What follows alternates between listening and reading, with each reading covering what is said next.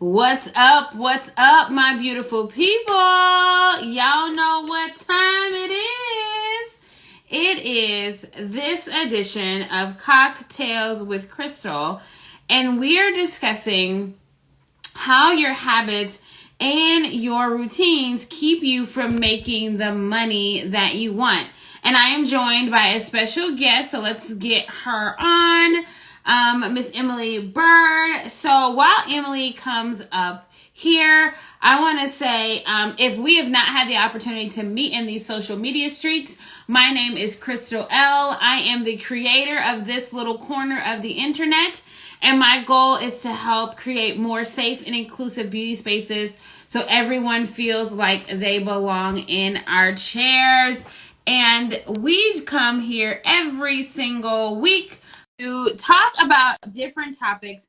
And today we are talking about how your habits and your routines affect the amount of income and earning potential that you have.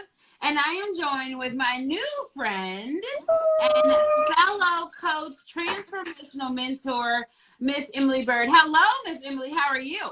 Hello, gorgeous. How are you? I am so good to be here.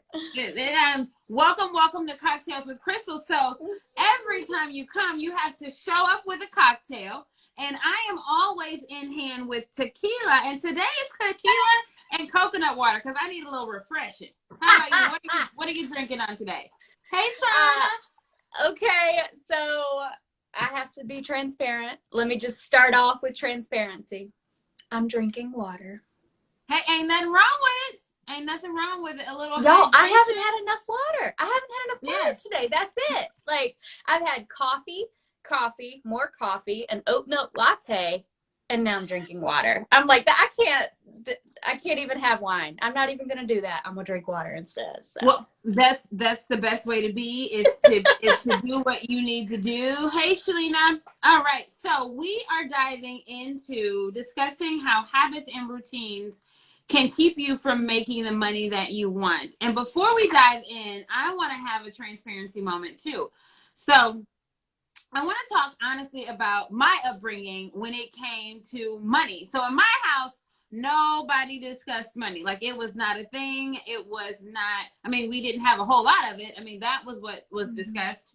But other than that, we really didn't talk about like budgeting or planning or even picking necessarily a career that was focused around having the money that you need to survive.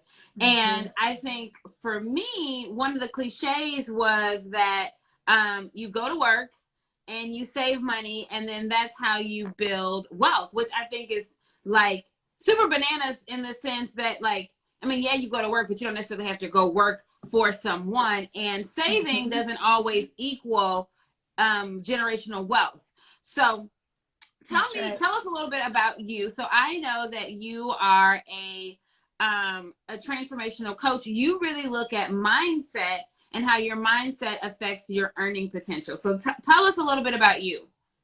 Thank you. I love this. And I just want to stand with you. Same growing up, like the household conversations that I was exposed to as a child around money was always, there's not enough of it.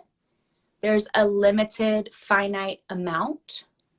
And even, I'm going to go deeper with this, even the belief that, well, two main beliefs. Rich people were not good people. And the amount of money that I wanted to make was not available to me.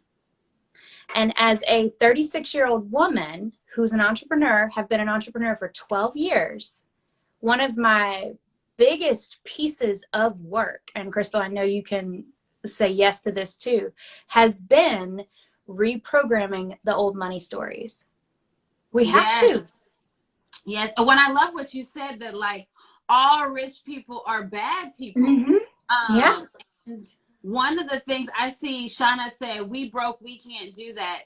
And what's interesting about that is that's so true. And I heard the other day a way to shift that is that how about we plan for that and let's set a date that we can do that. So that was like, for me, it was like, we broke, we can't do that, we can't afford that. And then I, like what you said, that all rich people are bad. And I will tell you, for a long time, I was like, yeah, people who got a lot of money, there's something wrong with them, right? Like, they have had to be sneaky, greedy, conniving. They didn't not necessarily work. trustworthy. Yep, they didn't work to get there. So I love that. I love that. I want to talk about too, because one of the things that I've noticed is, like, demographically, depending on where you live, the money story can be completely different as well. So I would say I've had, hey, Gibson Grant, hey, Jordan, hey, JC. Thank y'all for joining us. I would say that I've also heard, like, when I coach, I have stylists who live in different areas talk about, like, their potential for earnings, right? Or depending on where they are located is how much money they can charge, which I think is, like, I had a conversation today with a new makeup artist who's joining our team, and we were talking about pricing, and she was like, I know I'm lower than what I should be, but I was like, how do you know what you should be? And she's like, well, I know that you charge this and so charges this. I was like, but what if I don't pay rent where I work at?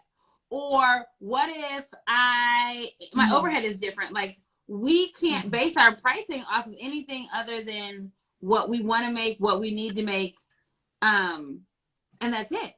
So that's it. Period, point blank. I love that you are such a stand for the empowerment and the clarity around pricing as a beauty maker, as a stylist, as a hairdresser, as an esthetician, like, wherever you are in the beauty industry. What I see from you, Chrystal, that I love, and we need more of it, is that disentanglement of all of those outside factors that determine your prices. You determine your prices. Hello. You determine your prices. And I love that you're always reiterating that message. It's needed. I do want to answer your question. I am a coach. I'm a transformational coach and business mentor. I've been an entrepreneur for, like I said, 12 years. I had my own hair salon. I've also owned a yoga studio. So I have 2 brick and mortar businesses, experiences. I don't have either of them now. I am full-time in my coaching business, and I work as a transformational life coach and transformational business mentor. And so you spoke to mindset. I do focus mindset work with my clients. I also go from the inside out. So I do a lot of inner rewiring, somatic, so of the body, unconscious, subconscious reprogramming with my clients. And it all boils down to, like, one word, and I'll share it. It's worth. Yes. Charging your worth. We hear that, and it's your worth, right? Like, everything that you do is centered around your worth. That's right. Your relationship with your self-worth. You are beyond worthy. So we've got the ego's understanding of worth, which is the conscious mind. Yep. And then we've got our essence level embodiment of worth, which is your inherent worth, which is how we were all born beyond worthy. We are beyond any kind of material measure of worth. And that's deep. So once you get into that essence layer of worth, you start to understand how all of these external factors and variables of your lived experience, they don't measure up to your worth. Then it becomes really easy to make more money, to set the boundaries that you need to set, to embody who the heck you are as a valuable human being behind the chair, in your relationships, as a mother, as a parent, all of it. You start to really stand in a new place. So that's the kind of worth work I'm talking about, like deep, embodied, essence level, unconscious change in your life. And that will translate into the change of behavior. which goes Yeah. into habits. Like, how does that look on the surface? How does it look day to day? How do we earn six figures as a stylist and bring in healthy, embodied, authentic habits that are coming from the inside out, the understanding of who we are on an essence worthy level. We are beyond worthy. Yeah. And it takes Oh, work to go into that space, right? 100%. And I would say that I honestly spent, oh my gosh, I think I spent a solid, I mean, I'm in the industry 13 years. I spent a solid 12 years, 11 and a half years running from that. And I just really didn't get that that was the big thing holding me back. I would have told you a million times over, nah, doc, I'm extremely confident. Like, I can walk in the room, shake it up. I can do hair. I can talk about hair. I can slay hair.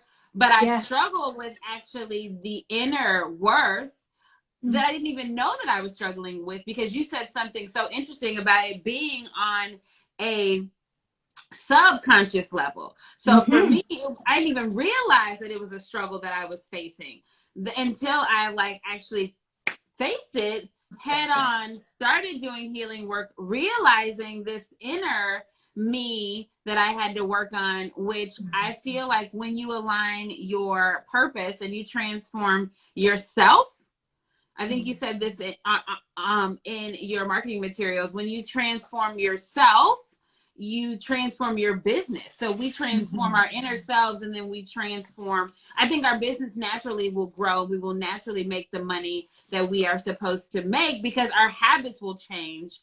I can tell you right now, speaking of habits, I am so routine and so habit driven. And I'm actually on a 45-day habit reinstatement. But I don't, yes, I like unplug in the morning. I set my mood. So I meditate, I set my intentions, I set my planning, my goals. And for a while, when I would get on and do social media first, people don't realize that shit will like change your mood. Like it can put you in a funk. So I am on this 45-day, which I'm at day 10, of really setting a morning routine of meditation and an evening routine of cleansing and meditation. And that's changed the way that I view and the way I show up in my business. It has truly changed that. So if you were going to, we like to keep cocktails to Chrystal really short, concise, and give our stylists some nuggets to slay. What are some of the tips that the viewers could implement right now if they wanted to change their habits and routines so that they can show up better in their business? I won't even say make more money, so that they can show up better in their business, which ultimately the money will come when you work in your purpose. So tell us some of your tips. Okay, so you said one that I had written down, and I called it energetic cleansing, energetic hygiene. Okay, so this is realizing that when you are clear, you are able to receive what you want. And so what Chrystal's sharing, she's talking about meditation, really being intentional, how she begins her day, how she ends her day. Knowing that when you first wake up, the brain is still in an alpha state. Theta is our deepest restful state. Alpha is that space in between. You know, when you're resting, you're napping, but you're not fully asleep, but you're really like, you're kind of there. That's the alpha state. It's also when you first wake up in the morning. Alpha is very impressionable. Alpha is a perfect time to be in the intention, to be in the space of like, what am I going to create for today? How am I going to create myself as an energetic match for what I want to attract in? What are things I remember about my dreams? What can I journal? Can I walk outside? Can I slowly sip my coffee? Can I love on my animals? Can I cuddle with my kids? Like, what can you do that's really nourishing first thing in the morning? And this is like keeping your energy clean and clear. Water is cleansing. So we get our hands in water a lot in the salon. We're always washing hair. We're washing out, rinsing color bowls. Water is always in the salon. However, you're doing stuff with the water. You're touching someone else's body, their crown chakra at that, the head, Yeah. or you're washing a color bowl or something like that. So I like to, when I was working in the salon, I would always wash my hands in between clients. Sometimes I would brush my teeth. Sometimes I would just drink water from my bottle or swish water in my mouth, just because water is cleansing and it helps to like move some of the energy and reset. You can also have a few moments of just being by yourself in between clients. Sometimes we have like -5 minutes in between clients. They're like tapping their toes waiting for us. So what can you build into your schedule, to your routine, to not like pack in the clients? How can you create a little bit of space in between clients so you have that time to energetically reset? And then also being able to leave it at the salon at the end of the day. So what are you taking home with you?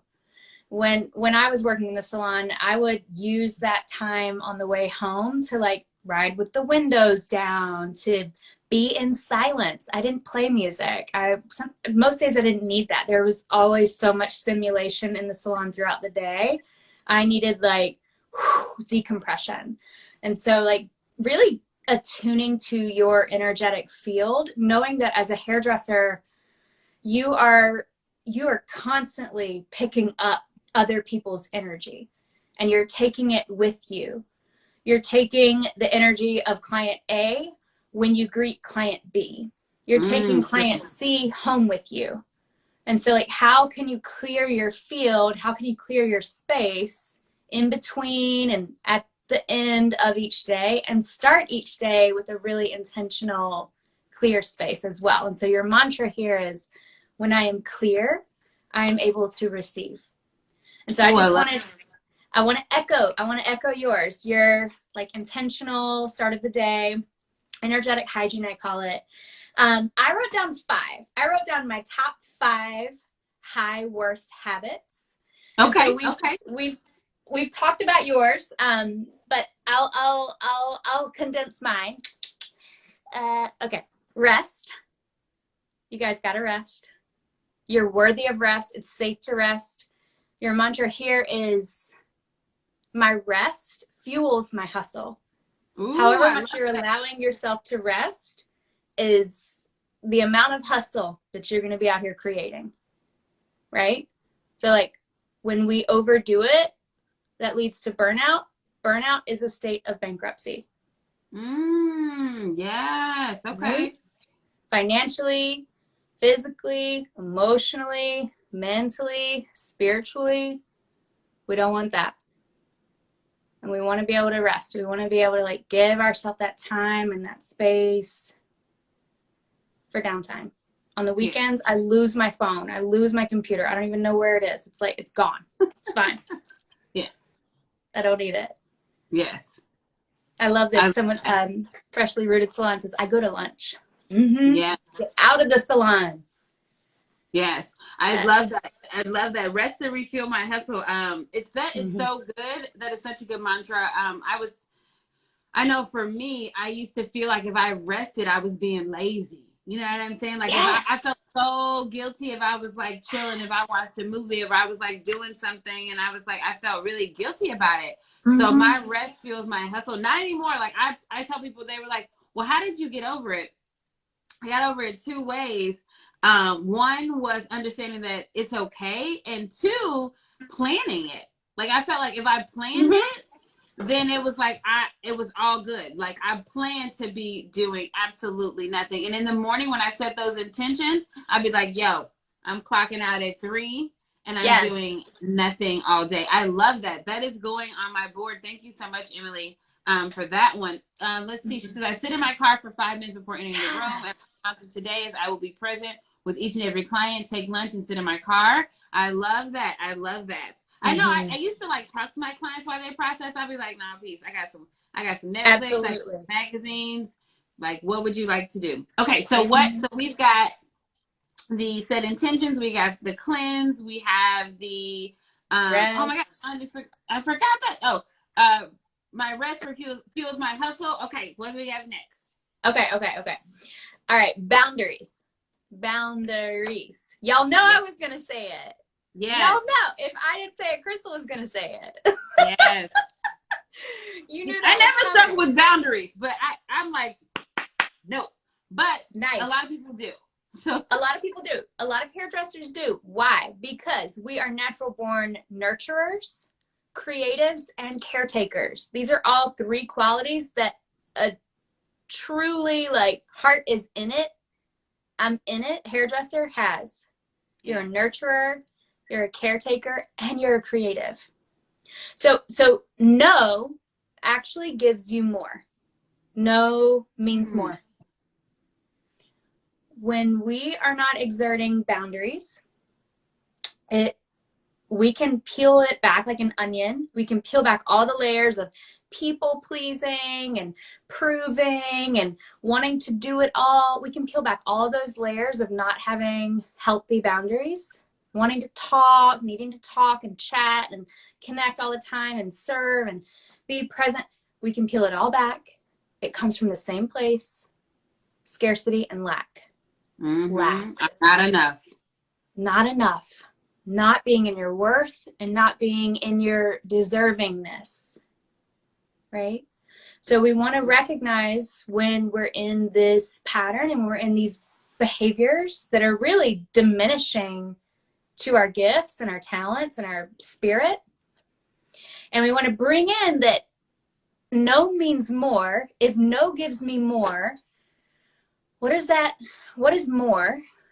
Your no's are magnetizing.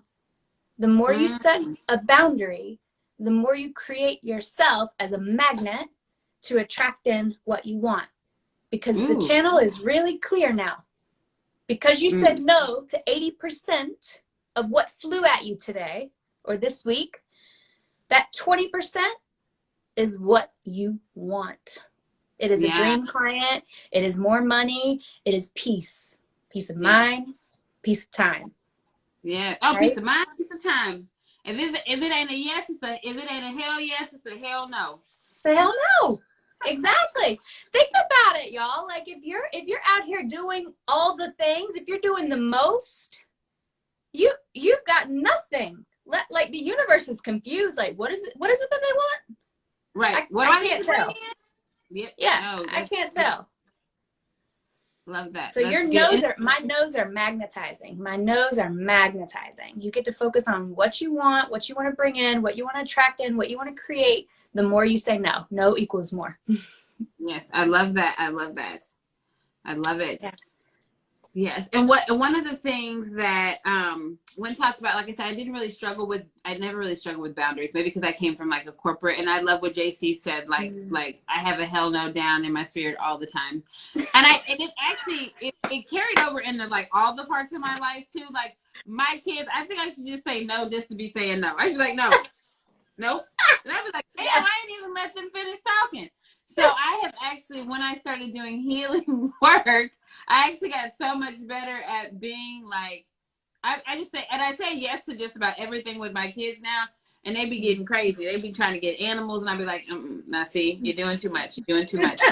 Wait. But I love what you said. I remember, like, if you say no, it gives you an opportunity to say yes to the things that you really want to do, because if you're constantly saying yes, when something comes up that's meant for you, that you're meant to receive, you are going to be too damn busy to even do it. So saying no, it gives you so much more power. So I love, love, love that.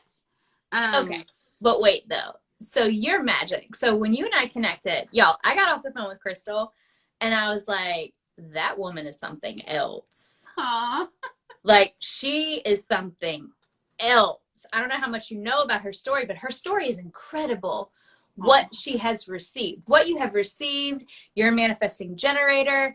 Notice how you said boundaries have never been a problem for you. Oh, yeah. So your manifestations have never been blocked, or not to the degree that some of us have, because you've always been clear on what you're a yes for. Ooh. Interesting to see that.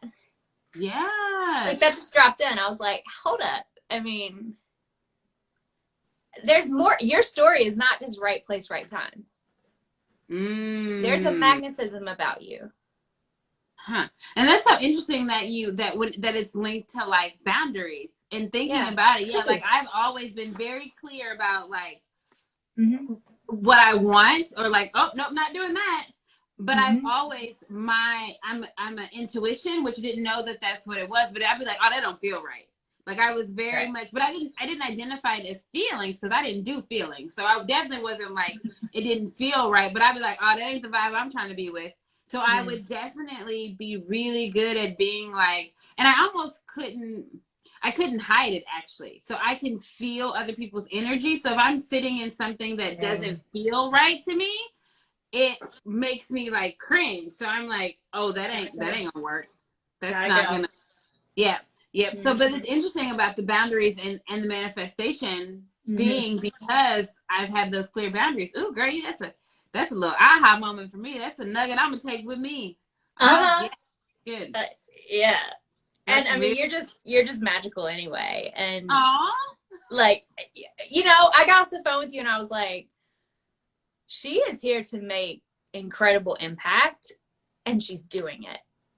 And that Aw. was such a moment of admiration for me. And I know your whole community looks to you for that. Like, you are that. You're that expander for us. And so I'm getting truth bumps right now. I just wanted to say it. Aw. Well, and it's interesting that you said the part about expanders because I one of the things I always say is I think that we are all brought here, and we all have gifts, right? We all have gifts, and the difference between the people who live and practice in their purpose is that they believe, and the people who don't is that they believe that they have those gifts and they operate in them. And I think that ties back to exactly what you said when it came to worth, that you're inherently, when we're born, we're inherently we're more than worthy. We just have Untouchable. to believe it. And that is the difference between people who live their purpose. I won't even say like make an impact, but people who live their purpose and are truly happy versus people who aren't. And I think Mm-hmm. people who aren't, just that this is a time of awakening. And this Mm-hmm. is a time for all of us to realize what we have inside of us. And especially in the beauty industry, we have Yes. the ability to impact so many people. Every single day, you have the ability to change the way someone looks and feels about themselves in a matter of an hour, 2 hours. Mm-hmm. Beauty allows you to give someone instant gratification, right? Mm-hmm. Like there's no job like it. And the difference with us being able to do it well, feel good about it, is knowing your worth and knowing that when you show up every single day, you feel like you're being compensated for what you're doing. And that circles back to charging what you should be charging. And I think that's where that people miss that link of and I know for me, I definitely missed it because but I didn't understand my process, right? I didn't understand what I was Mm-hmm. giving. So I didn't know how to charge for that. Now I got a clear Mm-hmm. thing and I understand my worthiness. I have no Mm-hmm. problem. I think I Mm-hmm. told someone I did three price increases in 2020, two in 2021, and one this year already. And I'm behind the chair 4 days a month. And I still had no problem with raising the salon prices and raising my prices because I knew what we were giving. Yes. So I love, and going back to the expanding part, like we all have that gift, I think. Like, Mm-hmm. and I think I was put here to mirror. Actually, I know that to mirror people, to be able to know that you have everything you need already inside of you, and you can do all the things that you're supposed to do. You just have to believe it. Mm. You just have to believe that you're worthy, which Deep we breath all in. inherently are. Yes. So true. And it's funny that we all stand behind the chair and face a mirror as we do this work. Like that Yes. always, so you've been talking about your healing journey, same. Like mine has been the past decade. And it's true. Like when you wake up to your worth, everything becomes clear and expanded, and you're not just seeing here, you're seeing out here. You're waking up, you're waking out, and you're waking back down. And I want to, this was one of my number one high worth habit for hairdressers: value-based pricing. We've talked about this. We are in the same community that harps on value-based pricing.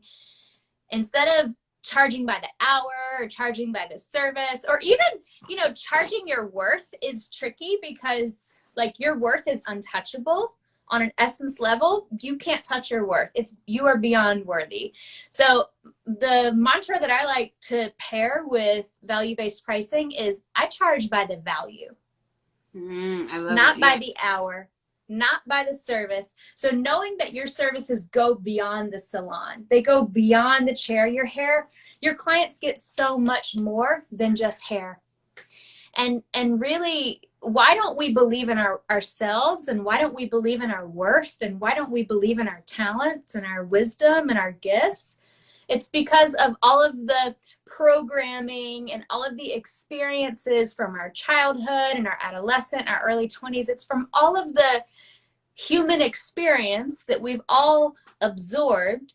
We get to go down. So Chrystal's talking about her healing journey. I could share all day about mine, but it really takes that brave soul to travel deep down and peel it all back and understand, like, why can't I believe in my worthiness? Why am I not believing that I'm worthy?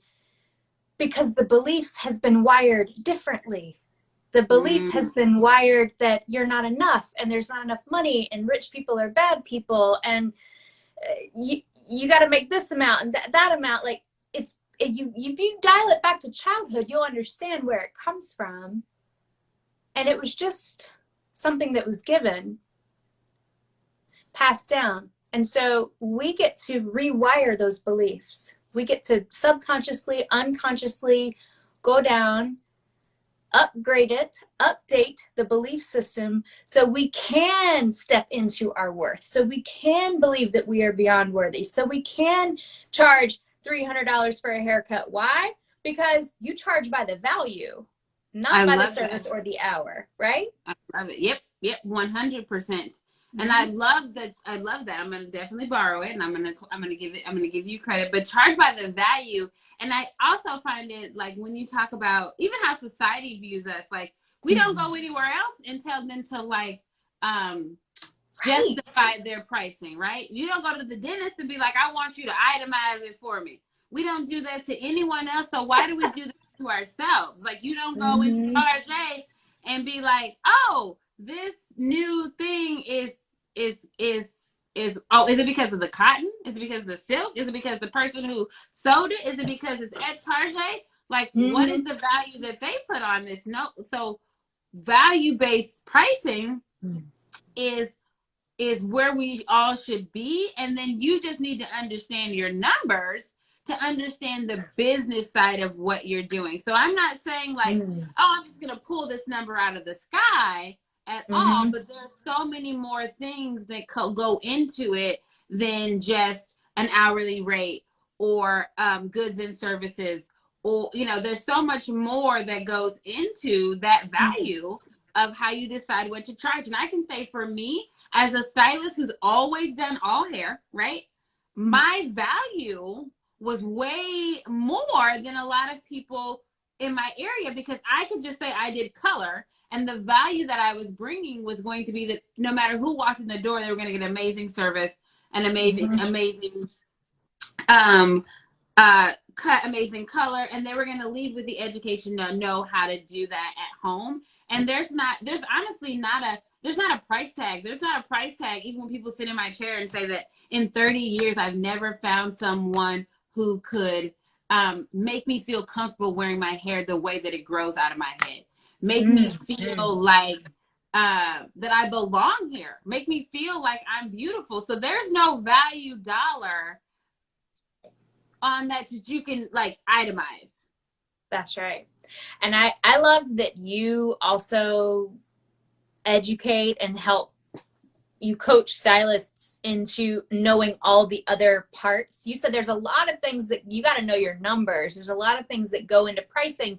Once you have that core belief down that you can charge whatever you want, you're not in a box. You can make however much money you want. You can make multiple six figures as a stylist. Yes. And you got to know your numbers too.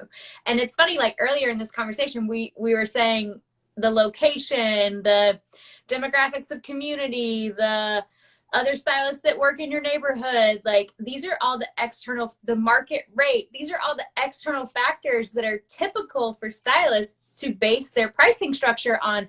But I bet you if I ask you like, Chrystal, what do you mean know your numbers? Those aren't the external factors. That's not none. it. They play zero part in my. I don't care what Susie charging down the street. Susie ain't got nothing to do with me and my business. We're not Susie. Yeah, I put blinders on, and it's so interesting when I tell people that. They're like, "Well, what do you mean?" I mean that I have no idea what someone else charges because that ain't my business. My That's right. business is what's happening in my salon, and it doesn't matter what someone else is doing. So if the market rate is this, that market rate ain't got nothing to do with me. This That's is the right. Chrystal rate. Like it's completely different. So we are at 6:37. We had such a good time. And I want to first off, thank you so much for being here. Thank you so much for, the nuggets of that you've dropped with the mantras. Like I would love for you to DM me those so I can share them with the community. And then tell us how we can come hang out with you in these social media streets. Please come hang out with me in these social media streets. I want to be with you guys. I'm Emily.mbird. Easy. It's just my name. And I'm on Instagram. Like really that's the platform. And so I work with clients privately, one-on-one. And I am creating a group program launching later on this year just for you. So reach out to me, send me DMs, connect. It's been such a joy, such a gift. And I get to keep collaborating with you and keep offering gifts to your community. So I'm excited. Yeah, so I'm super excited. Emily will be doing two things. She'll be doing some value-based pricing for the Beauty Collective that will be in your community modules in June. And then it's a little top secret. She's actually speaking in November, I believe, to the community live. That part is like public knowledge. But there's a little top secret collaboration going on that may be involving some live classes in a particular area this fall.